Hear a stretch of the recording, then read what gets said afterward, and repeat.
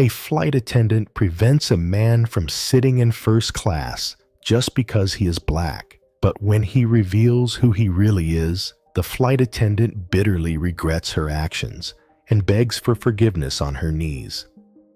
Hello, my friends. I'm here to ask a big favor of you.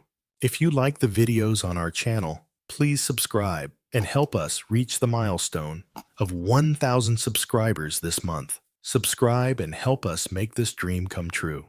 Most of our viewers watch and enjoy the content, but forget to subscribe. So please, help us reach this goal. Thank you very much, and let's continue with the video. Marcos adjusted his captain's uniform with an automatic gesture, feeling the texture of the fabric against his skin. He had earned that position with great effort and sacrifice, and now there he was, about to board a first-class flight. As he walked down the aisle of the airplane, he noticed the curious and, in some cases, suspicious looks from the passengers occupying the seats. They were all white, and as he approached his seat, a slight feeling of discomfort began to rise in his chest. He sat down, trying to ignore the unease that pulsed within him. The passengers were chatting among themselves, laughing and sharing stories. But Marcos noticed that the laughter dwindled as furtive glances turned toward him. He took a deep breath, trying to anchor himself in his achievements and the pride he felt in his position. I am a captain, he thought, and I deserve to be here just as much as any of them. However, the discomfort persisted, like a shadow that wouldn't let him be. Flight attendant Raquel, a middle-aged woman with gray hair tied up in a bun, began to approach. Her gaze was piercing, as if she were evaluating every movement of Marcos. He noticed that she hesitated for a moment before addressing him. "Excuse me, sir, but are you sure you're in the right class?" she asked, her words coming out with a tone that revealed more than just doubt. There was a veiled prejudice evident in her posture. Marcos was taken aback, his heart racing. "Yes, Mom, I am in the right class," he replied, trying to keep his voice calm. "I'm an Army captain, and I bought my ticket for this section." His words came out firmly, but the indignation was growing inside him. Raquel, however, seemed not to hear. The expression on her face was stubborn, as if she could not accept the reality before her eyes. "I understand, but it's just that," Raquel began, the hesitation in her voice replacing her earlier firmness. "I just need to confirm your presence. You don't look, well, like the type of person who usually travels here." The phrase, although laden with subtleties, sounded like a direct attack on Marcos's pride. He felt the blood boil in his veins, and the indignation almost made him stand up. "I am a respected officer," Marcos said, trying to maintain dignity, even though he felt that every word he uttered fell into a chasm of disinterest. "I'm here by merit, not by luck or favor. Please, do not make assumptions about me." The silence that followed was heavy, and Raquel's gaze seemed to stay fixed on his face. Other passengers began to pay attention to the situation, some appearing to support Marcos with knowing looks, while others exchanged murmurs, visibly disturbed by the scene unfolding. The tension mounted, and Marcos realized he was in an invisible battlefield, fighting not only for his dignity, but also against a prejudice that had long been accepted as the norm. "I'm just following procedures," Raquel insisted, but the weakness in her voice betrayed her own insecurity. "Economy class is more suitable for you." Marcos felt a knot form in his stomach. There is no suitable class for a human being, he thought, but he couldn't articulate that idea into words. The feeling of being dehumanized, reduced to a stereotype, only made him angrier. "You can't treat me like this," he finally said, his voice firm and steady, but the frustration was palpable. Everyone deserves respect, regardless of the color of their skin or what they wear. Raquel looked him in the eyes, and for a brief moment, something that seemed like a spark of understanding appeared in her gaze, but it was quickly extinguished by a mask of stubbornness. The situation was far from resolved, and the atmosphere in the airplane was growing increasingly charged. Marcos knew that what was at stake was much more than just a seat on a plane. It was about dignity, respect, and the struggle against a prejudice that needed to be confronted at all costs. The mood inside the airplane became unbearably tense. The murmurs of the passengers intensified, and expressions ranged from indignation to complicity. Some looked at Marcos with a mix of support and compassion, while others, in discreet whispers, seemed to agree with the flight attendant's attitude.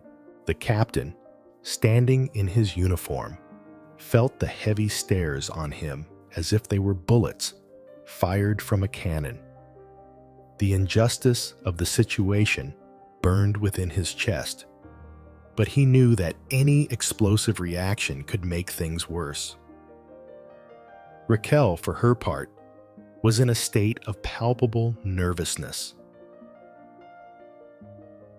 As she perceived the reactions of the passengers, her initial confidence began to waver. For every person who murmured words of support to Marcos, there was another who looked at her, disapproving of her attitude. "But what did I do wrong?" she thought, her heart racing. In a last-ditch effort to maintain control of the situation, she turned to the passengers. "Please, remain calm. This is a smooth flight, and we don't need any trouble." At that moment, the airplane's captain, Johnson, entered the cockpit. With a broad smile and a natural authoritative posture, he immediately recognized Marcos and approached him. "Captain Marcos, what an honor to have you here." Johnson's tone was warm and respectful, completely contrasting with Raquel's approach. He extended his hand to Marcos, who, after a brief moment of hesitation, shook the hand of his colleague. "Thank you, Captain Johnson. It's a pleasure to be here," Marcos replied, trying to keep a cordial tone despite the anger boiling inside him. Raquel, paralyzed, felt her face heat up. Johnson's gaze, shifting from cordiality to disappointment, made her realize that her mistake was about to be exposed. The captain then turned to Raquel and, in a firm tone, continued, "You don't know who Captain Marcos is, do you? He is a respected officer and deserves to be treated with dignity, just like any other passenger on this flight." Johnson's words echoed in the cabin, and silence fell. The flight attendant, faced with the reality of her attitude, could not find the words. The weight of the other passengers' stares seemed to crush her. A feeling of shame and regret enveloped her. I didn't know," she stammered, trying to justify herself. I just what?" asked one of the passengers, a middle-aged man sitting 2 rows back. "Just thought he couldn't be here because the color of his skin is different from yours." The man's words hit Raquel like a direct blow to her conscience. She looked at Marcos, who was watching her with an expression that mixed disappointment and compassion. He knew that Raquel was not the only one harboring prejudices. But that didn't make the situation any less painful.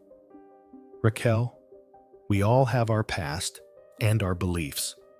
But it's time to reflect on how we treat others, Johnson said, softening his tone a bit, but not losing his firmness. Times have changed, and we need to keep up with them. This man is an example of courage and dedication. He is not here to take a place that doesn't belong to him. The murmurs around began to intensify, now in support of Marcos. "That's right," a woman said, raising her voice. "Everyone deserves respect, regardless of their appearance." Other passengers began to agree, and the oppressive atmosphere that had previously dominated the cabin started to dissipate, replaced by a feeling of solidarity. Raquel, now completely speechless, averted her gaze and turned towards the cockpit. What could she do to correct the mistake she had made? With all her experience, she had never imagined that a simple act of prejudice could cause so much damage. The life lessons that should have been learned early on seemed to have been ignored in a moment of weakness. As the pilot chatted amiably with Marcos, she felt increasingly invisible, as if she had been swallowed by a black hole of guilt and regret. "Captain, can I offer something more?" Johnson asked Marcos, trying to change the focus of the conversation. "Maybe a coffee or something stronger?" "I'm fine, thank you," Marcos replied, still maintaining the composure of an officer. "I just want everyone to understand that respect is a right for all, not a privilege for some." And with those words, he turned towards the window, watching the clouds rush by, reflecting on the struggle that still lay ahead. The tension in the plane began to dissipate with the presence of Captain Johnson, who had welcomed Marcos enthusiastically. The sound of the engines and the gentle sway of the aircraft now felt smoother, as if the environment was adjusting to the new dynamic created by the figure of the pilot. As the pilot spoke about his experiences, his voice was engaging, and the passengers around began to relax, listening to tales of bravery and camaraderie from the Army. "Captain Marcos, you have no idea how good it is to see you here. I've always admired your work. What do you think of the new technology we are using in airplanes?" Johnson asked as he poured himself a glass of orange juice. Marcos, now more at ease, replied, "It's fascinating, Captain. The way you've integrated new technologies with the tradition of aviation is admirable. I believe it can revolutionize the way we fly." He smiled, relieved to have left the initial hostility behind. Meanwhile, Raquel, still at her post, didn't know how to act. She watched the interaction between the two men with a mix of shame and anger. A sense of discomfort enveloped her like a dense cloud. She wished the ground would open up and swallow her, but she knew she couldn't escape the situation she had created. "Captain Johnson, Raquel began, hesitantly, trying to summon the courage to apologize. But she was interrupted by the pilot. "Raquel, please bring a drink for Captain Marcos. He deserves special recognition for all his work," Johnson said, with a friendly smile. The flight attendant nodded, feeling the weight of the situation. As she walked toward the airplane's kitchen, the passengers' gazes followed her with curiosity and disapproval. She knew everyone was aware of what had happened and felt her face burn with shame. "Captain, I really hope you don't hold her attitude against her," Johnson said, maintaining a tone of camaraderie. "Unfortunately, there are still people who can't see beyond appearances." Marcos, although still hurt, sensed the sincerity in the pilot's words. "Thank you, Captain." But there needs to be a change. It's not just about one person, but a mindset that persists, he replied, looking directly into Johnson's eyes, who nodded in agreement. Raquel returned with the drink, and as she handed it over, her hand trembled slightly. "I'm sorry, Captain, for the misunderstanding," she said, almost in a whisper, without looking at him. Marcos didn't respond immediately, preferring to focus on the conversation flowing between him and the pilot. "Do you remember that time we had to land in adverse conditions? The team had to work in perfect harmony," Johnson remarked, his voice revealing genuine pride. Marcos smiled, recalling the situation. Yes, it was a true test of resilience and skill. The team came together like never before. As the conversation continued, Raquel stepped back a bit, watching what seemed to be an unbreakable camaraderie between the two men. The distance forming between her and the others seemed to widen, and she felt isolated in a sea of regret. "How could I be so insensitive?" she thought, gazing out the airplane window at the fluffy white clouds that seemed so far from the reality she was living. The flight continued smoothly, but Marcos still felt the weight of the prejudice he had faced. He observed the other passengers, who now seemed more relaxed, but in his mind, the injustices many still faced echoed. He knew that the fight against discrimination didn't end with a friendly conversation or an apology. It was a daily battle, one he had chosen to face, not just for himself, but for all those who had no voice. "Captain Marcos, do you mind if we talk more about your experiences? I believe many here would like to hear," Johnson suggested, noticing Marcos's thoughtful expression. "Of course, Captain. I'm here for that," Marcos replied, now more willing to share not only his victories, but also the battles that shaped him.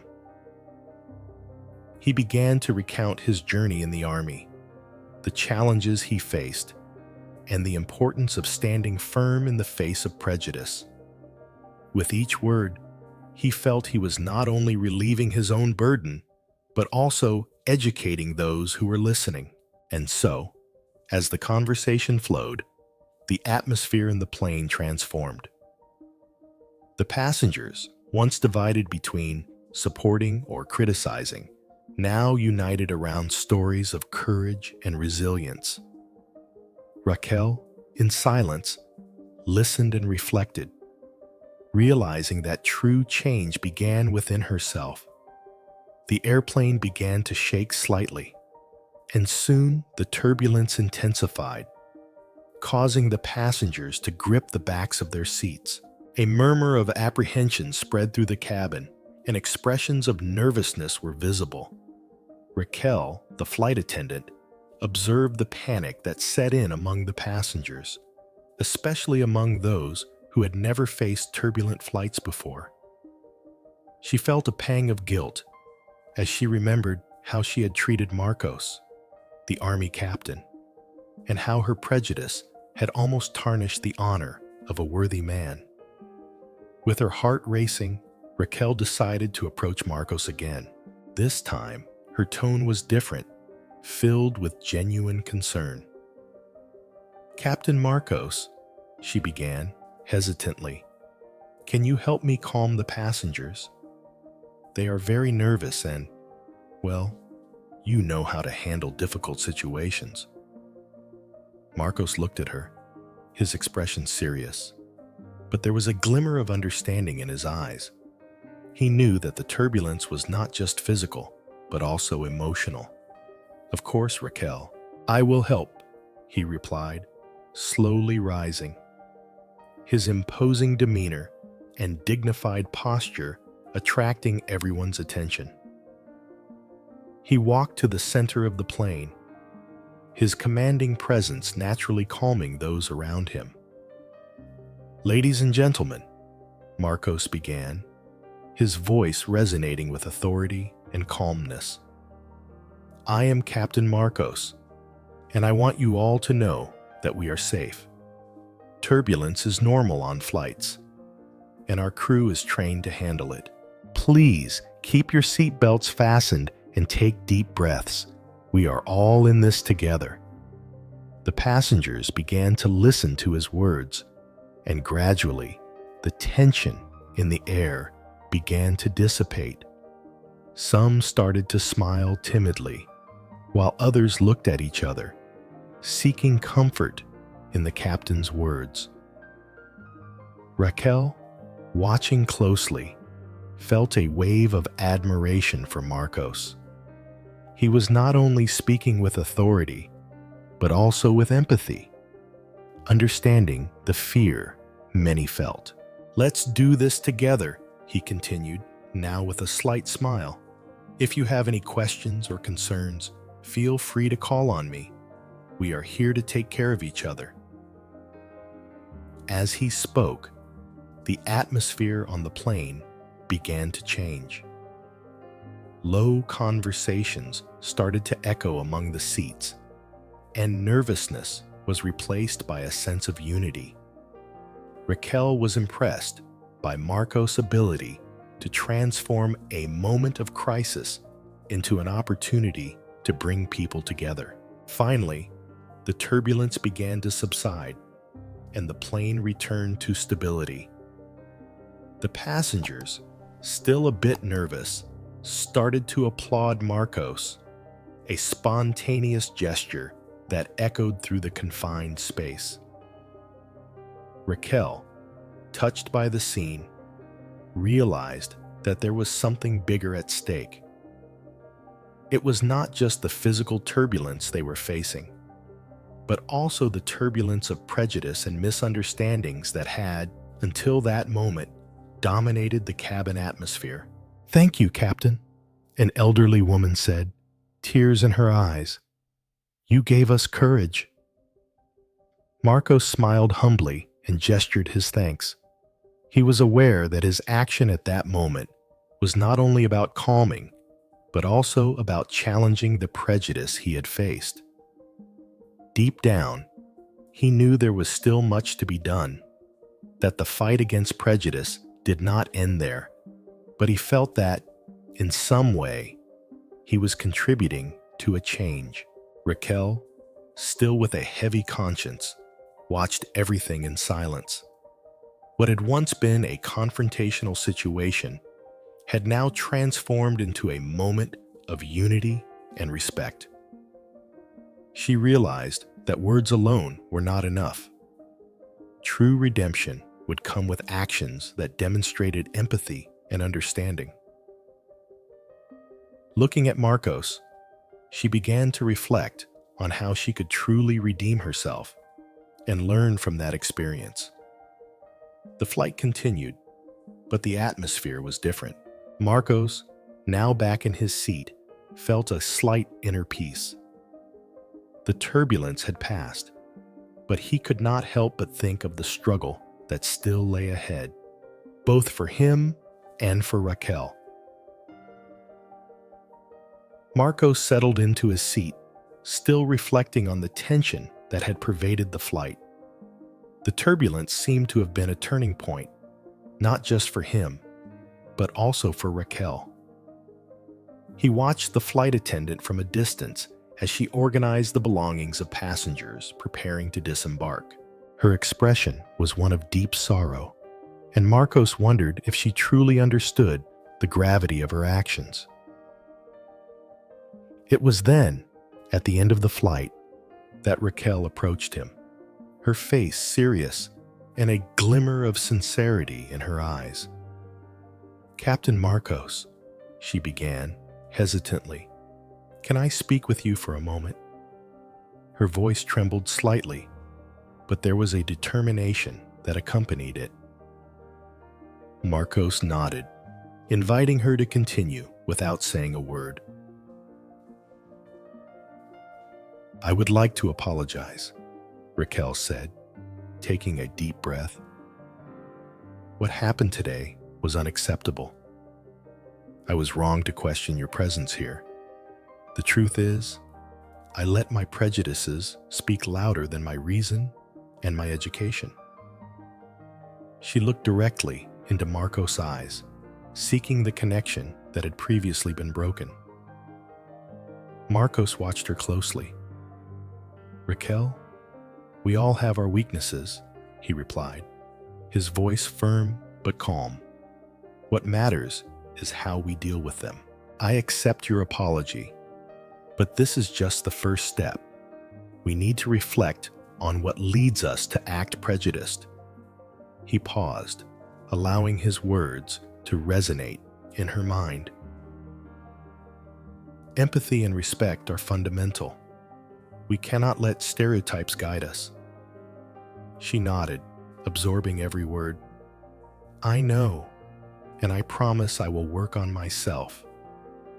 This incident made me realize how much I needed internal reflection.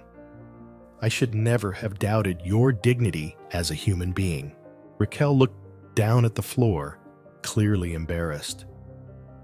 It's so easy to fall into the traps of prejudice, even when we know they are wrong.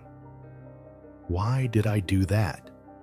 Because, unfortunately, it is a reality that many face every day. Society teaches us to label, to divide, but we are all human, Marcos replied, his gaze softening. What matters now is what you will do from here. You can be a powerful voice for change, Raquel. Use this experience to help others see the reality.